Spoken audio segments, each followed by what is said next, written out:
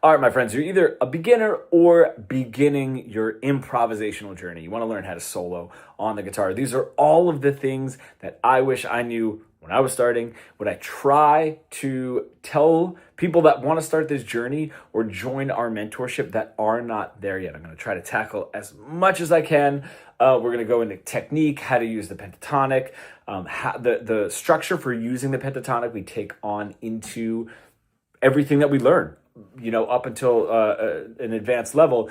And if we don't know these fundamental ways of learning and using music, music is a language, the guitar is just the voice that we're speaking or singing that language through, then we're not going to get better at all, and we're going to be stuck spinning our wheels. I have worked with clients that have done that for decades. I mean, decades, not just a couple months, not just a couple years. Okay, so let's just get you on the fast track here from the beginning.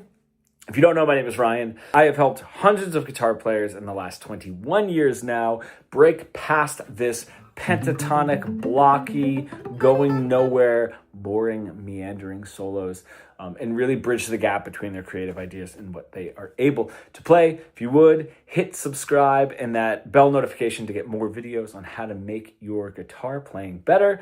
Let's dive into it. I'm going to be looking over here a little bit, right? I have all the bullet points of the things that I want to say. Like I said, this isn't just for beginners, but we're going to touch on a lot of beginner stuff that even if you've been playing for 6 months, a year and a half, 2 years, whatever it is that you may have missed, or need to go back and work on and get better. We can develop really bad habits if we don't have a good way of going about playing the guitar, which we generally don't. So the first thing I want to do is go into the pentatonic, then I'm going to go into some of the technique stuff. So, if you're playing your bar chords, you got some open chords, you can maybe play a couple of notes of this pentatonic. It doesn't sound very good. It's probably as far as you would be to really get the benefits of this lesson. So let's jump into the pentatonic. Now I have a PDF of the spelling. It is numeric. There is a reason that we're using numbers. And the reason is we don't have to know the actual notes. Like if I'm playing this A minor pentatonic, it's A, C, D, E, G, and then the scale starts over again. A, C, D, E, G, and keeps going. If I want to move this up to a B flat or a B, if I know the numeric spelling, which is in that PDF, I can move whatever it is that we learned today anywhere I want to any minor key. Okay, so that's the reason that we're going to focus on the numeric spelling, and that will continue on into whatever it is that we're learning way off into the future. That's why if you've seen like an F sharp 7, flat 9, sharp 11, right? These are the numeric spellings that you're going to see. So let's get into the spelling here. I have a root note which is also going to be referred to as the 1, flat 3, 4, 5, flat 7. And then the scale starts over again. 1, flat 3, 4, 5, flat 7, 1. And then the 8th fret of that bottom E string is a flat 3. Okay, so those root notes, those ones are always going to sound like my home bass.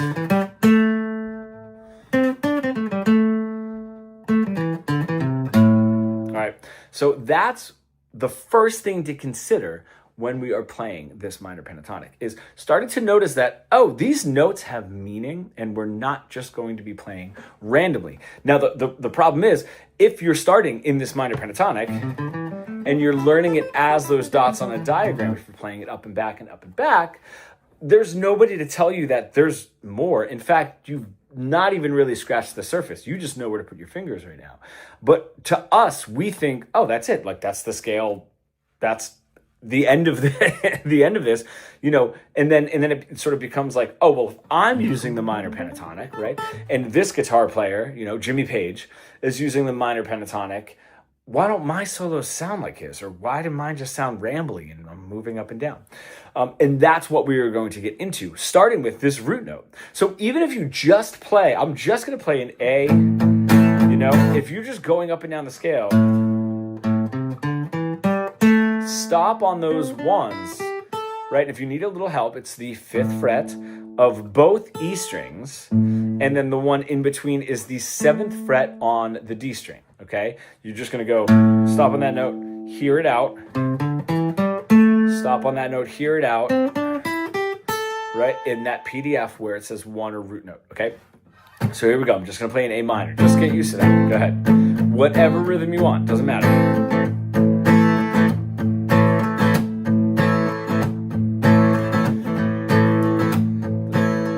Nothing fancy at all. Really focus on the notes so you can hear it like sounding nice. It sounds kind of sweet. There's a sweet home bass kind of feel to it. Cool.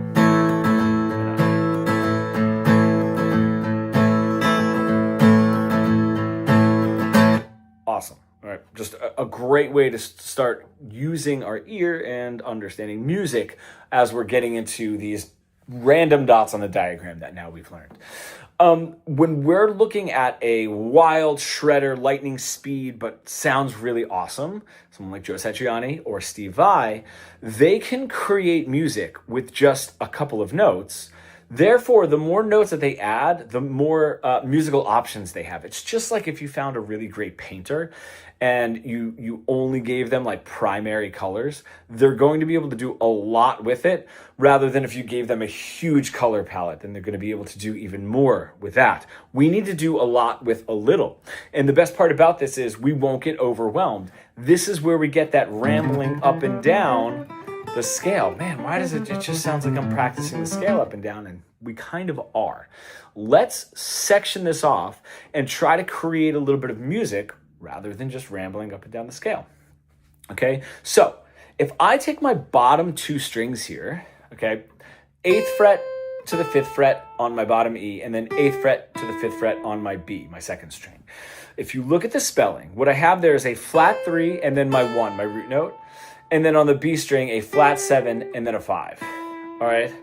What's going to happen is if you look at that spelling where you see the 1s, the root notes, on either side is going to be a flat 3 above or the next note in the scale, sort of ascending, right? Is if I have my root note, the next note in the scale is going to be a flat 3. If I have my root note, the preceding note, the note before, is going to be my flat 7. This creates a little tension. This gives us a close but not close enough feel. So we can build a little bit of tension.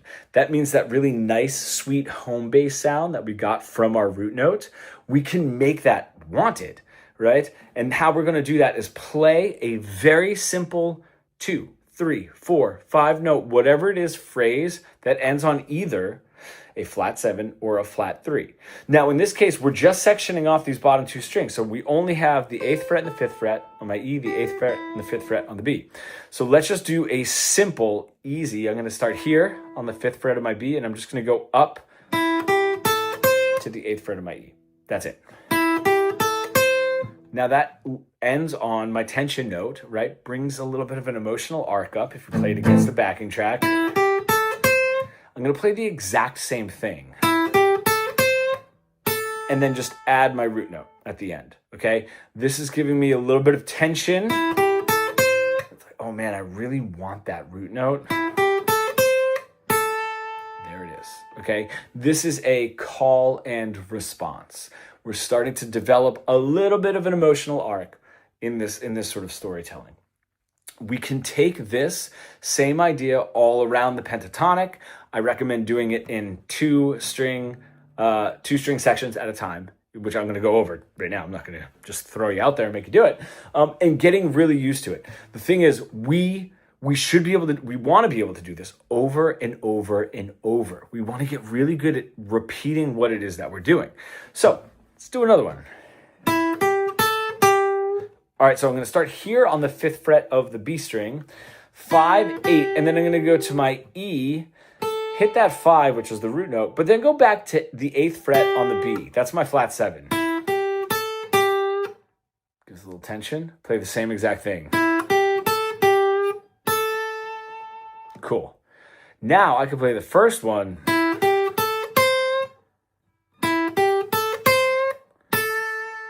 And then the next one.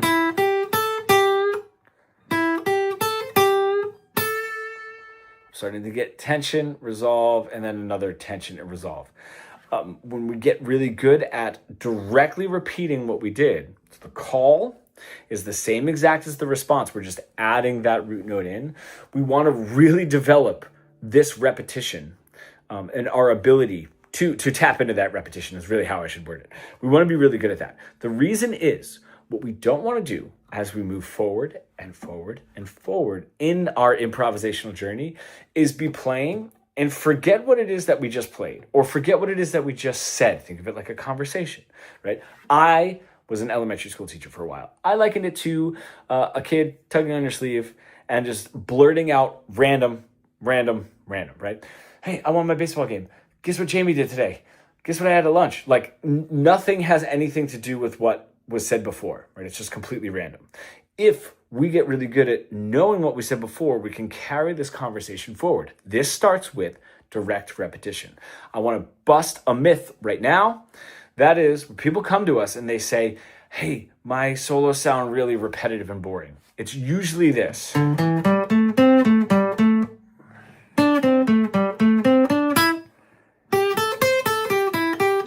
Now, in our mind, in this early stage of our improvisational journey, we think that that's repetitive, boring, right? It is boring, right? But the thing is, it's actually not repetitive enough because it's much more of a rambling, right?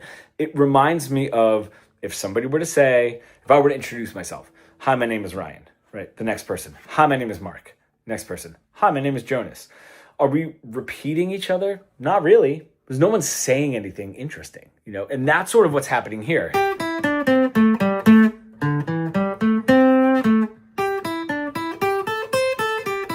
There's nothing interesting happening. Now, if I said, hi, my name is Ryan. Wow, I didn't even realize that I went to school here, Now, if the next person says, hey, my name is Mark. Wow, I didn't even realize that I went to school here, Now we're definitely repeating. Or Mark is definitely repeating me because that is something that is more interesting and then we're saying it.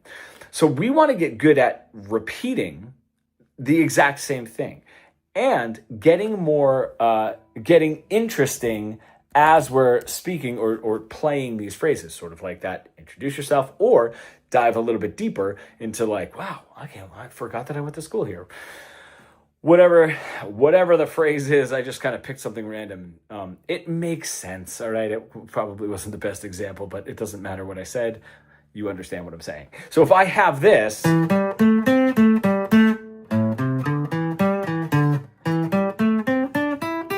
not really repeating. If I have this,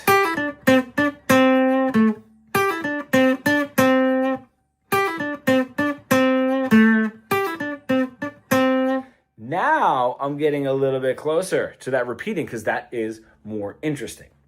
Why? The rhythm of what we're playing.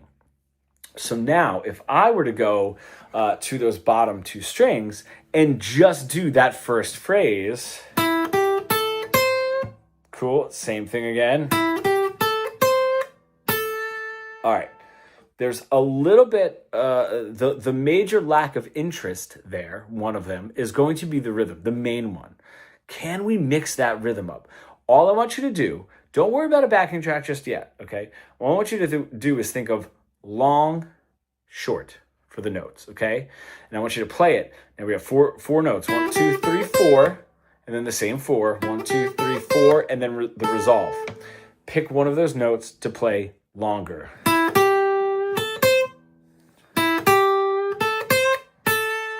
Cool. Pick another one.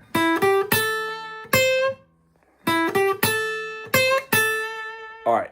Just mix those up, then play a couple long and a couple short. We only have 4 that we're really picking from here, and start making it a little bit more interesting. Now, like I said, we don't want to be stuck in those bottom 2 strings. Let's move to the middle 2 strings now. We're going to take these 2 concepts there.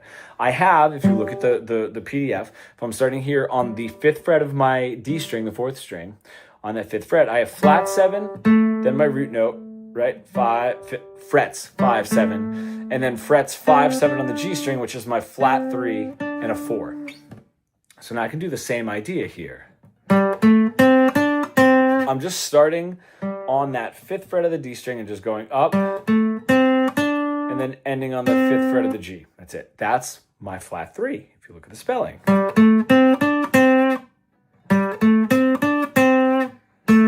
Add your root note there, right? The 7th fret of the D string. Same idea. Play a couple of those notes.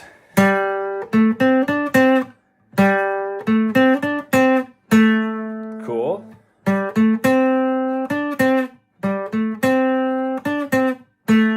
You could hear how just playing one of those notes longer and then repeating it and then playing it again but changing the note that's longer is going to start sounding different. Those licks are going to start sounding different. Now this taps into 3 of the main things that when we're doing this, we are super, super afraid of. This goes back to my solos just sound like I'm meandering or practicing scales. I put a backing track on, right? And that's all it sounds like. Right, going nowhere. The reason is because of the 3 things that we are afraid of that I want to say right now that we're sort of diving into. Number 1 is repetition. And this is repetition in a micro and a macro way. I'm going to get into the micro way. We've been tackling the macro way. Okay. It's also space. We've been tackling space. We're deathly afraid of that. We think we need to fill everything in, but this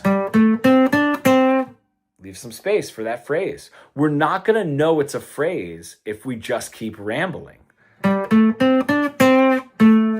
Again, space. Let that space happen. We need that breathing room, okay? So we're talking about the repetition. The first that we're afraid of is repeating the same phrase, which is what we were talking about. We need to. Otherwise, hi, my name is Ryan. Hi, my name is Mark. Hi, my name is Jonas. No, we need to say something a little bit more interesting, okay? And then directly repeat that, right? So we're not just drifting off into nothing land, right? Or the little kid, tugging on the sleeve. So the other factor that we haven't touched on yet is repeating the same note. So if we have these phrases, if I go back to my very first one, 5th fret of the B string, 5, 8, 5, 8, great. But this is pretty reminiscent of playing the scale, ascending and descending, right? We're going in one direction, we're always going to the next note. Okay, so just play one note a couple of more times. This is great because when we were doing this, okay, and they said, oh, play one note a little longer.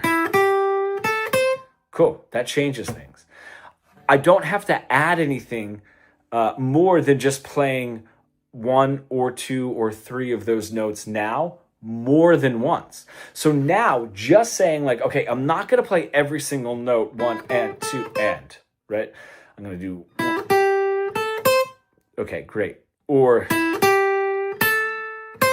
now I played that one longer and the note that follows it a little bit longer. Okay, great. Now I'm messing. But the thing is, I'm still only dealing with 4 notes, right? Where in this case, if I start playing a note more than once, I can have more note options, right? But not more tones. My tones are still just the 5, flat 7, 1, and flat 3. But I could do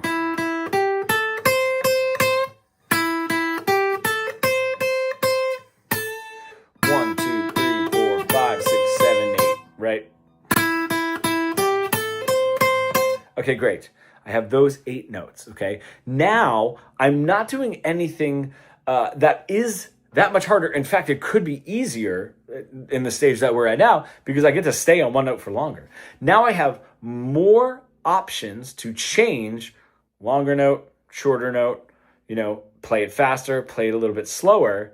Now I have 8 options to do that, 8 times to do that, mix and match, without making it any harder. In fact, I might be making it a little bit easier. Now, the only thing that happens here is this is going to start training our brain to, can I play that? And that's going to be a little bit longer and a little bit more extended. Can I play that, mix and match those rhythms, and directly repeat it? And then, right? And then resolve it. That's going to be the hard part. Again, all training that part of our brain. Take it to 5 notes, 1, 2, 3, 4, 5, and then the same 1, 2, 3, 4, 5, and then resolve it, right? The second example that we did. All right, what if I did two? Maybe I'll just do 2 each. Cool. All right, now I can mix and match and mix and match all of those, right? And I have more and more options. The longer these phrases get, the harder it's going to be to keep track of them, which is why we're training that part of our brain to listen intently to what we just played. Okay, a quick example. If I jumped out to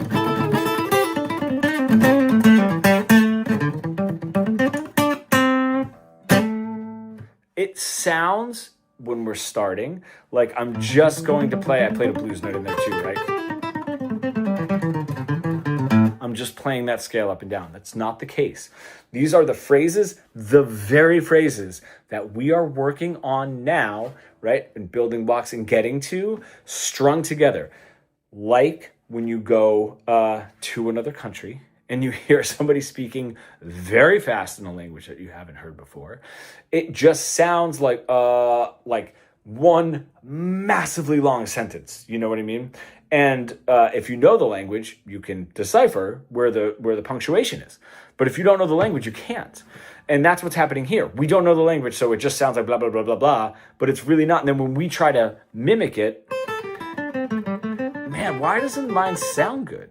Well, that repetitive part of our brain that we're strengthening is moving so quickly, just like when you're speaking a language. If I go to Spain and I try to get back into speaking Spanish, it just takes me so long and I have to really focus on what I just said and I don't really know it. If we know the language, this stuff just sort of spills out of us, okay? So to really reverse engineer the idea of, hey, it just sounds like I'm running up and down scales, what are we doing? Consistent rhythm. 1 and 2 and 3 and 4 and nothing interesting at all happening there. Cool. All right. Just ascending and descending, right? That's it. Ascending up, descending back, right? So even if I do it in just a section, it just sounds like an exercise now, okay?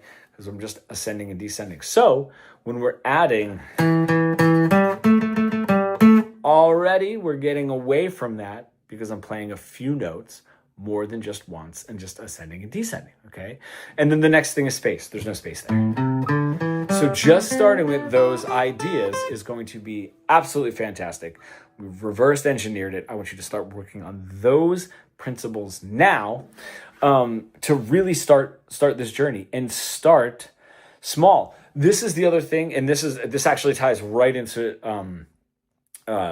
what I want to get into with technique, which is great, is if let's just say I want to lift 250 pounds, okay? I'm not a very big person, so that's going to take me a long time. If I just put 250 pounds on a bar and put it on the ground and go to deadlift it, I won't be able to do it, okay? I could come back every single day. I won't be able to lift it. I have to start, and then what?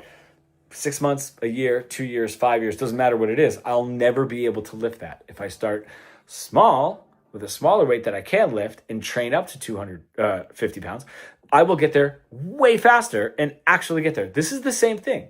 Start with these short phrases and don't just try to jump into, why don't my solos sound good? I don't understand. Start with just those 4 notes. Start with just 2 notes, and really break it down to the simplest form. When we are talking about rhythm, I'm going to get into the technique right after this. The rhythm. If the rhythm is a problem, which it usually is for a lot of people, let's take no choice away. We're not, okay? So you've established this tension, release. Fantastic, and you're maybe messing around with playing a couple of notes more than once. You're messing around with a couple notes longer, a couple notes shorter. Start now here. Let me see. I got my metronome here. I'm putting this on 90 BPMs. I'm going to show you how to come up with better rhythms. Now we're going to take the note choice away, not worry about the call and response, and we're just gonna play one note, doesn't matter what it is, okay? So here's my metronome. Trying to get it. This is sitting like right on my laptop, so it might be like way louder and kind of annoying. Okay, that's my metronome. If I tap my foot, now there's an easy way to think of boring rhythms. It's on that strong beat. Those are my strong beats. 1, 2, 3, 4. That's going to be my strong beat. If I play those, nothing interesting is going to happen. Now, if I do the eighth notes, 1 and 2 and 3 and 4, and again, nothing interesting is going to happen. Now, the ands, the in-betweens, 1 and 2 and 3 and 4 and are the weaker beats, okay? There are 16th notes, 1E and a 2E and a 3E and a 4E and a, right? And all of them are mixed and matched to strong beats and weak beats. But we're not going to dive too deep into that. Simply do this. You pick one note, okay? I'm just going to play the 5th fret of my E string. And you're going to tap your foot with the metronome. And you're going to try to play a couple of notes on the metronome drop, like on your foot drop, like the metronome clicks, and a couple of notes not on the metronome click, okay? And you do it with your foot tap. So tapping my foot along.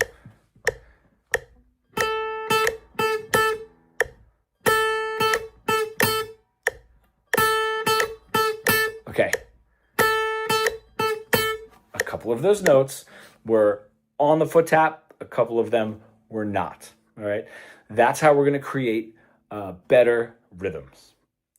Do that over and over, you know? Another one. 2, 3, 4.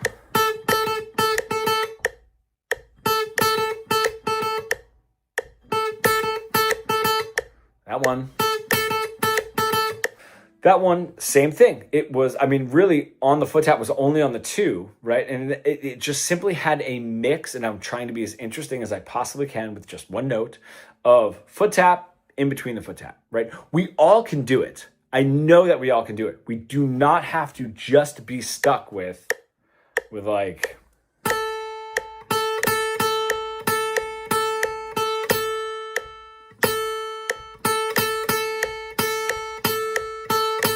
right? Interesting. Yeah. Right. It's just it's a little too on the 1 and 2 ands, right? There's nothing mixed in. I know if we pick one note, even where you are right now,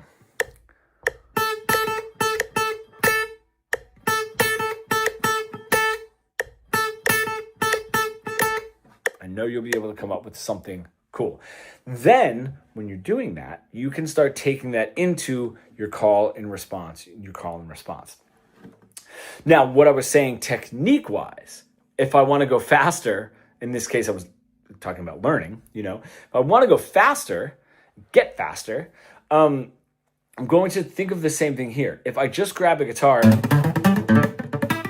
right, and try to play that pentatonic, it's not going to sound good. If I try to do my exercises,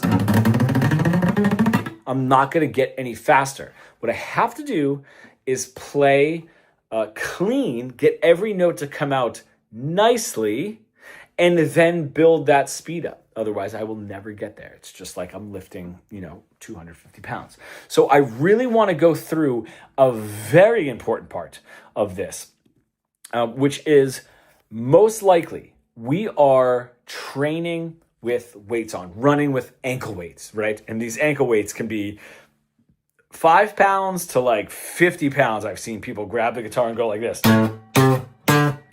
Now, there's a reason we play that hard and add that much muscular and tension. The thing is, if I take a beginner guitar player and I put their brain in my body and play that, I mean, it would feel like nothing. It would feel like nothing. And we like, whether it's, swinging a bat, hitting a hammer down, whatever it is, we like this sensation of a feeling, right? And this is that, okay? And we can really feel it. The thing is, we want to go down to what I call the 0 point. We want to get as light as we possibly can with both hands, okay? When we don't, we come in way too strong. If you build up this idea of playing too strong, it is going to affect everything you do. Like I said, it's just going to be like everything you do is going to have ankle weights, right? So you're not going to be playing to your full ability, just like this. Right? It's just not going to sound good. We want to build from this 0 point and get faster and faster. A perfect example of this is, and this would be mostly kids, although I've had people, my age that are learning the guitar, or even friends of mine who aren't learning the guitar, do something like this. But if I want to play faster, I can do this. I'm drilling in, man. I want to get a little bit of feel. I want to play a little bit louder. If I want to go fast, I need to go relax, right? And start from almost nothing. And when somebody grabs a guitar and they see me do that, or if I do it at a show or something, it looks a little bit like this to them. Okay, I can play. That's what they do to go faster, right? We want to do whoop, the opposite. We want to go down to nothing. The only thing is, when we go down to almost nothing, there is nothing there because we've never used these muscles before, If somebody is not there to show this to you, this could seriously hinder your guitar playing. So this is what I want to do, an exercise. I'm doing it with my phone right now. I can see me, So you can do it with your phone. You can do it with a mirror, but you're just going to play. Now I anchor those two fingers here, and then I even do a palm mute, which means I put this part of my palm here, that palm mute, but I'll move it back so it's not actually touching the string. It's like touching the bridge, okay? What that does is it takes this musculature away. That elbow is not made to make tiny, light movements. We want to get that elbow out of the picture, So, nice and easy, nice and light. You can see I'm barely moving that pick any further than it needs to. Best way to do it is just go really soft. Cool. Same with this. I had to untrain a guitarist who'd been playing for a while. More of a beginner, just kind of like a bonfire guitar player. But it was just so much tension that it was actually like really hurting. Wrist, forearm, the whole deal. So the exercise that I showed this particular person was, listen, as soon as that buzz goes away, that's the only amount of pressure that you need to press down. Now, we're going to press more than that, but we can train to get as close to that as possible, so at least that becomes comfortable. So what I want you to do, a 1, 2, 3, 4 exercise, right? You can do whatever you want. I do it like 1, 2, 3, 4, 1, 2, 3, 4. I do it on this first fret, and then I go back down again.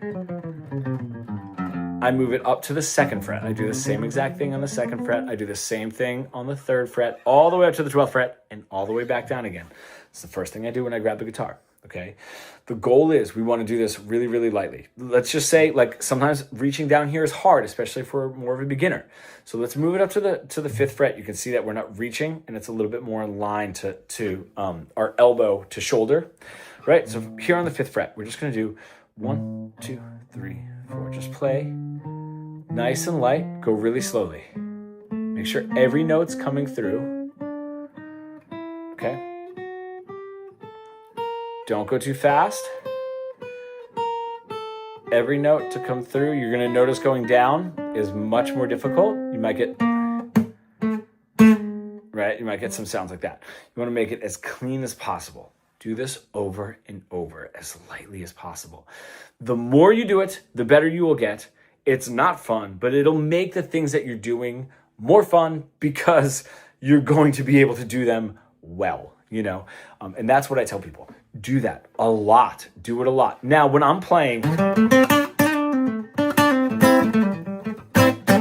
I dip in and out of that. I play a lot louder than that. The thing is, when we're using those small muscles that we're doing like almost at the 0 point, and then we add to it, we can come back. If I'm just doing this, I'm getting really tired really quickly. I'm overexerting, and everything that I'm playing is so much more difficult than it has to be. So this doesn't even sound good, where if I want to play cool, if I want to play loud, I still have the control because I'm using the appropriate muscles, right?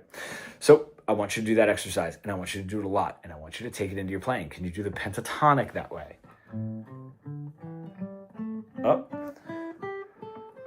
Make sure you're alternate picking. Always down, up picking, okay? Do it over and over and over. I promise you it'll get better. Now, that being said, everything that we've done up to this point, the interesting rhythms, the call and the response, building the tension with the flat 3 or the flat 7, dropping the tension with my root note. Now we can start adding volume into that. So if I just have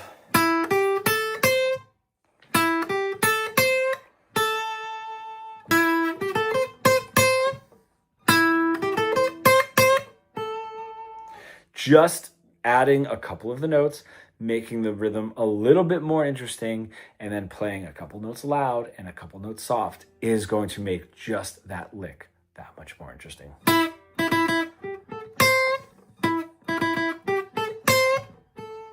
Right? Pick and choose, deliver it, do it with intention. Okay? You don't have to play the right note loud and the right note soft. There is no right note. Just do it with intention. This is really, really cool. So now we have these volume swings. We have a mix of really cool rhythms, call, and response, right? There's a lot here. The next thing to tackle, okay, that a lot of people have a lot of issues with because it's something that they never work on, especially in the beginning. Metronome. Just put this metronome on. Now I cover my strings here. Put this metronome on. Now I do a swipe down. I like doing it to just this click sound because I can hear if I'm a little ahead or a little behind. Doing that a lot is just going to get you so well in time where you're going to be able to play within this backing track, you know, whatever it is that your jam session, whatever it is, really, really well because your sense of time is going to be really good. That's all I want you to do. And then you can lower it. I had that on 90 BPMs. Lower the metronome down to 80, down to 70, down to 60. It gets really hard the slower it goes. There is a multitude of exercises that you can do for your time with the metronome. Don't do any more than this. It's going to sharpen your time. And then as you progress, you're going to add more. You know, you're going to add cooler timing exercise routines. So that's all that you need to tackle as far as your timing is concerned. If you do that, it is so beneficial. And so many people do not do that. Be creative with all of this. Creative with your rhythms, your delivery, the volume dynamic. You know, what notes you're going to play longer, what notes you're going to play shorter, whatever it is, just be really, really creative. If you take what we did in this lesson, you should be able to do this over and over and over without getting bored. Notice if you need to record yourself, that's fine too. All right. Because it's hard to do in real time sometimes when you're just starting, but notice, am I doing one thing too much? You know, am I doing the same rhythm too much? You know, and so on. But there is so much creativity that we can do with everything that we've learned. Now, once that really starts to set in, there's one extension. So make sure you're doing that. I'm going to put this right in this video. There's another extension to this. And that is part of the storytelling. When we're building up that emotional arc and dropping it, building it up with the tension and dropping it, I can add one more element. And that is ending a phrase on a 4 or a 5. If you look at the PDF, you look at the spelling, okay, because we have a 1, flat 3, 4, 5, and then flat 7, and then it starts over again. 1, flat 3, 4, 5, flat 7, 1, and flat 3. Those 4s and those 5s get a really great, I sort of call them expositions in our storytelling. What does that mean? It's not going to take the tension away. If I have a lick, right? I got that tension. That tension's not going to disappear until I give it the resolution. But if I do have tension, now I'm landing on the 5. It doesn't wipe the tension away. It's sort of, it's not going to push the tension up either, right? If I land on a tension note, a flat 3 or flat 7, and then play another lick that lands on a flat 3 or flat 7, it pushes that tension a little bit higher and a little bit higher, and it gets like really tense, right? If I don't do that and I just do flat 7, tension. All right, now I'm sort of, all right, it's almost like asking a question and then sort of explaining why you asked the question, right? There's still, the answer's not there yet. You're just giving exposition on the question. Now this happens with the answer, the response. Okay, tension's gone. Lick that ends on that 4. That's my 4, the 7th fret of my G. All right, I'm not building tension, right? It's explaining, giving exposition to the answer. So now we have tension, resolution, tension, resolution, and then exposition here in the middle, whether you're explaining what you're saying here with the resolution or whether you're explaining what you're saying with the tension. This is so much fun to get into a little bit of storytelling while you're improvising. If you're not saying anything, that's what these meandering, boring solos are. Now you're starting to say something. And this is what we love about our favorite guitar players, is that they are saying something when they're improvising or writing their solos, right? So you're on your way now. So there's a lot to do here, and now you're mixing up the rhythms. The next thing, when you're starting to get into this sort of exposition and adding these neutral notes, the 4 and the 5 sort of tend to be neutral. They're not tension like the flat 3, flat 7. They're not resolution like the root note. As you're starting to mess around with this, when we were talking before about directly repeating, if you're constantly building up a tension and then the resolution and everything is directly repeating, that is also going to get really tiring, right? And really tiring for the listener. If they're constantly listening to the same 2 or 4 phrases sort of like over and over. So what we can do now is start playing our first phrase, What can I do? I know where I'm going to land, right? Because let's say I want to resolve that, right? All right, I just added a little bit more to it. I didn't do much, but I added a little bit more. I kept the beginning of that phrase was the same and just put a little bit more at the end for the resolve. Now what we're doing is we're not just changing, we're not playing 2 identical phrases, call and response, and then 2 more call and response. We're changing them within the call and response, okay? Which is really cool. As long as you remember what you just said, right, and you're trying to respond somehow to it, we're going to be telling the story. If you find yourself making too many changes too often, that's where it sounds rambly, right? And then if you're sort of saying the same thing over and over, that's when it's going to sound repetitive. Think of it like this. Somebody asks a question. Hey, John, are you here? Yes, I am John, I am here. That's the call and response right there. But if I have, hey, John, are you here? Yeah, I'm here, but I'm not really sure where to sit. Okay, answers the question, but there's a little bit more to it, right? It's a different, it's not a direct, repetitive answer. You can start messing with this. There are really, really cool ways, just small little things that we can do. A quick reverse.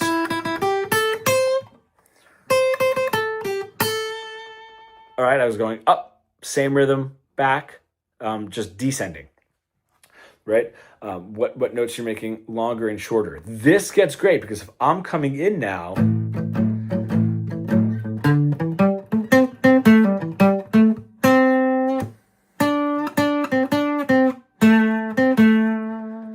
those 2 phrases don't, on paper, have much to do with each other. It is a tension and then it was a resolution phrase. But because I'm not forgetting what I just said, I'm able to move that story forward without directly repeating it, okay? The only way that we're going to be able to get there is by starting with easy direct repetition like we did in the beginning of this video, making all of those small changes, And then winding up in a place where we're never losing track of what we just said. And this is what your favorite guitar players do. I love it. This concept goes on into other modes, jazz, metal, whatever it is, right? This is the foundation, the building blocks to becoming a great improvisational guitar player. Don't forget, improv is just composition on the fly. So if you're writing your own solos, it's the same thing. You're just doing it sort of like a rapper, freestyle, or writing everything down in a notebook and taking that into the studio. So all of that being said, doing this, you're getting yourself set up. What you should notice is that what you thought, the scale sort of up and down, oh, I got it. I can play the scale. That's it. That's the minor pentatonic. Boom, we are done, right? Is that we have barely touched the surface. And then now that we're in this lesson, we have still barely touched the surface. There's a whole ocean that is happening under here. And always uncovering the why is going to be really beneficial. I know for some people that are watching this, these are great points. You're going to keep working at them. It's going to be great. You have barely gotten past the surface of what you're going to be able to play if you keep moving this this progression forward, right? And on into even the other positions of the pentatonic. If I have this position of the pentatonic and I go to my second position, do I know how to use that? I should be able to create the same music